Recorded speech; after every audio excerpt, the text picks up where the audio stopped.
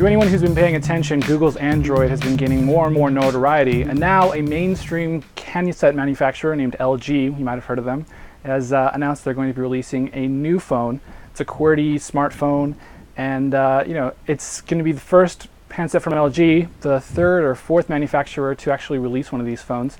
Does this actually matter, or is it more just a nice thing for LG to do? Let's bring in a couple of technology journalists and talk about it. First off, we bring in Brian Heater from PC Magazine. Brian, thanks for being with us. Hey, thanks for having me again. Also, we bring in Jason Hiner from Tech Republic. Jason, thanks for being with us as well.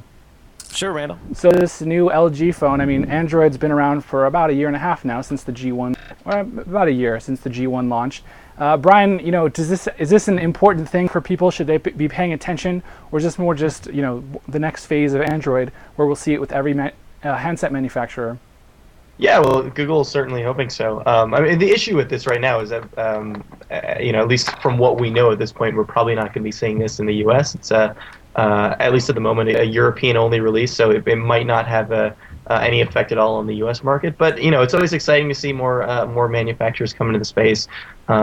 Again, I feel like we won't really know what sort of impact the phone is going to have until we find out what sort of customization the company has done with the software on it. I mean, that was really the big deal about the Motorola Click announced last week, was not the actual hardware, which looks pretty much the same as this LG phone, but the skins that they put on it. Well, and with HTC, the hero, of course, everyone's giving that big kudos for the user interface that's on top of Android there as well. Jason, what's your take? I mean, is Android finally moving out of the phase of being on a single smartphone into this more platform feel? Here's my feeling of Android. I mean, LG, I think, has done a nice job. I mean, you look at the LG Dare, the LG Envy Touch, the LG Voyager. They're all decent touch devices, so LG knows how to make decent touch hardware.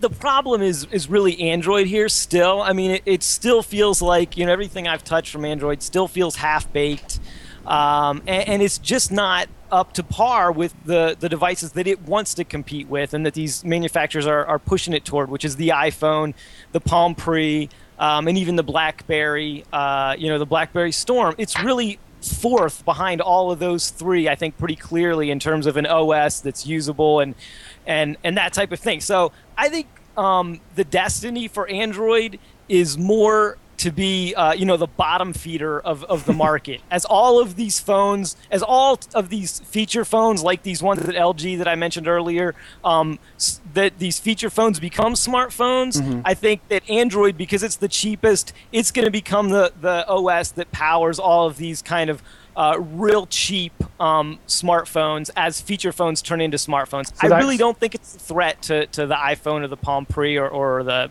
BlackBerry. So it's sort of the lowest common denominator. Does it kind of replace Windows Mobile in your mind, Jason?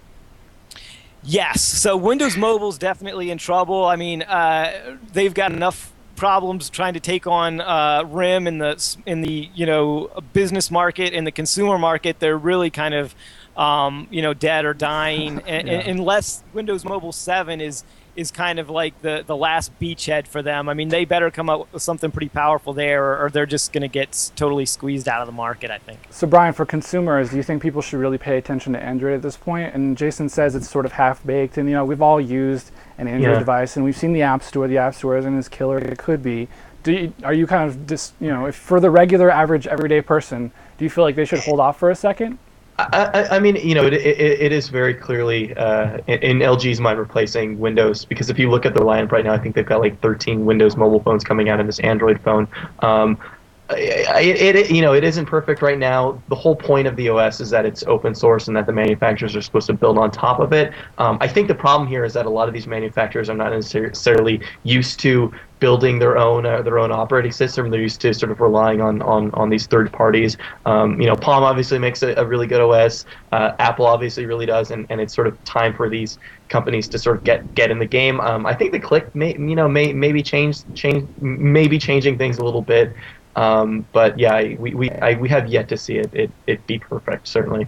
We'll have to see where that goes for sure. Guys, switching gears for a second, let's also talk about the Apple TV. Now, Apple previously had two models. There was a 40 gigabyte version that hooked up to your TV, of course, and it was $229. And then they had a second, more capacious version. It was 160 gigabytes, and that ran you $329. Now they've chopped out that bottom end, so now there's just one Apple TV at $229. In my mind, this wasn't a huge deal because realistically, Apple has said that this is pretty much a hobby and they're just kind of playing around. But for hackers who like to install Boxy or whatever, it seems like a little bit more of an attractive option. Jason, do you think the Apple TV is something that Apple should just give up on and stop making it? Or do you think that they can actually make some inroads if they actually committed to the platform for once?